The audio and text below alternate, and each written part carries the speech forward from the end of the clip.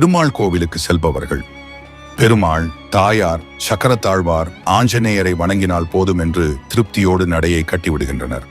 குறிப்பாக திருப்பதி கோவிலில் ஏழுமலையானை தரிசிக்க செல்பவர்கள் எப்போது பெருமாளை தரிசிப்போம் என்ற நினைப்பில் அவருக்கு எதிரில் இருக்கும் கருடாழ்வரை பார்க்காமலேயே நேராக பெருமாளை வணங்கிவிட்டு செல்கின்றனர். ஆனால் வைணவ ஆகம விதிகளின்படி முதலில் மூலவரை வணங்குவதற்கு முன்பாக முதலில் கருடனை தான் பணிந்து வணங்க வேண்டும். காரணம், கருடன் தான் பெருமாளின் வாகனம். கருடன் ஆசீர்வதித்தால் மட்டுமே பெருமாளின் ஆசீர்வாதமும் நமக்கு முழுமையாக கிடைக்கும். ஒவ்வொரு மதத்திற்கும் ஒரு வழிபாட்டு முறைகள் உண்டு. அதில் பல்வேறு உட்பிரிவுகளும் உண்டு. அதற்கென தனியாகவும் வழிபாட்டு முறைகளும் இருக்கும். இவை அனைத்துமே காலம் காலமாக பின்பற்றப்பட்டு வரும் முறைகளாகும். அதேபோல்தான் இந்து சமயத்திலும் பல்வேறு வழிபாட்டு முறைகள் காலம் காலமாக பின்பற்றப்பட்டு வருகின்றன. அதிலும் சைவ சமயத்தில் ஒரு விதமாக வழிபாட்டு முறையும், வைணவ சமயத்தில் ஒரு விதமான வழிபாட்டு முறையும் வேதங்களில் குறிப்பிடப்பட்டது போல் தொடர்ந்து பின்பற்றப்பட்டு வருகின்றன.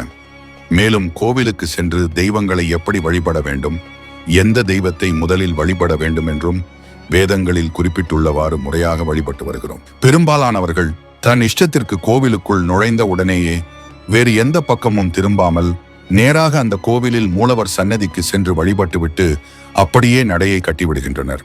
அப்படி செய்வது மிக பெரும் தவறாகும். உதாரணத்திற்கு, நாம் ஒரு வேலை விஷயமாக அரசு அலுவலகத்திற்குள் நுழைந்தால் எடுத்த உடனேயே மேலதிகாரியை பார்க்க முடியுமா என்ன?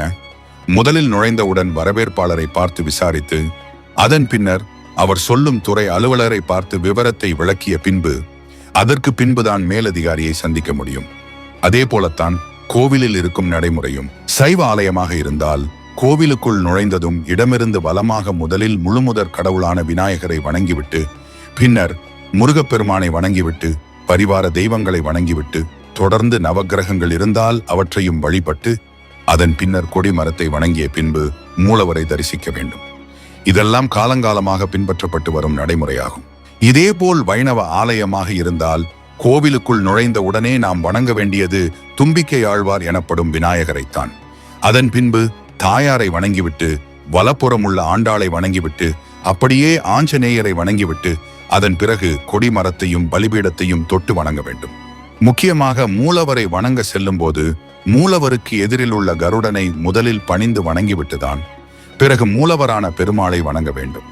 அப்படி செய்தால்தான் பெருமாளின் முழுமையான அருள் நமக்கு கிடைக்கும். ஆனால் பெரும்பாலானவர்கள் கருடன் இருப்பதையே மறந்துவிட்டு நேராக மூலவரை தரிசிக்க சென்று விடுகின்றனர். இன்னும் சிலர் பெருமாள், தாயார், சக்கரத்தாழ்வார், ஆஞ்சநேயரையும் வணங்கினால் போதும் என்று திருப்தியோடும் அலட்சியத்தோடும் வணங்கிவிட்டு நடையை கட்டிவிடுகின்றனர். கருடன் பெருமாளுடைய வாகனம் என்பதை விட அவரின் பெரிய திருவடி என்றும் பயபக்தியுடன் அழைக்கப்படுகிறார்.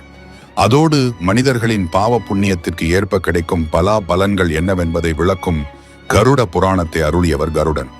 இதனால்தான் வைணவ கோவில்கள் மட்டுமல்லாது எந்த ஒரு இந்து கோவிலாக இருந்தாலும் சரி, அந்த கோவிலின் கும்பாபிஷேகத்தின் போது கோபுர கலசத்திற்கு புனித நீர் ஊற்றும் சமயத்தில் கருடன் வந்து வட்டமிட்டால்தான் கும்பாபிஷேகம் முழுமையடையும் என்று வேதங்களில் குறிப்பிடப்பட்டுள்ளன. எனவே இனிமேலாவது பெருமாள் கோவிலுக்கு செல்பவர்கள் கருடனை வணங்கிவிட்டு பின்பு பெருமாளை வணங்கினால் கருடனின் அருள் கிடைப்பதோடு பெருமாளின் அருளாசியும் முழுமையாக கிடைக்கும். இந்த பதிவு உங்களுக்கு பிடித்து இருந்தால் சேனலை சப்ஸ்கிரைப் செய்யவும்.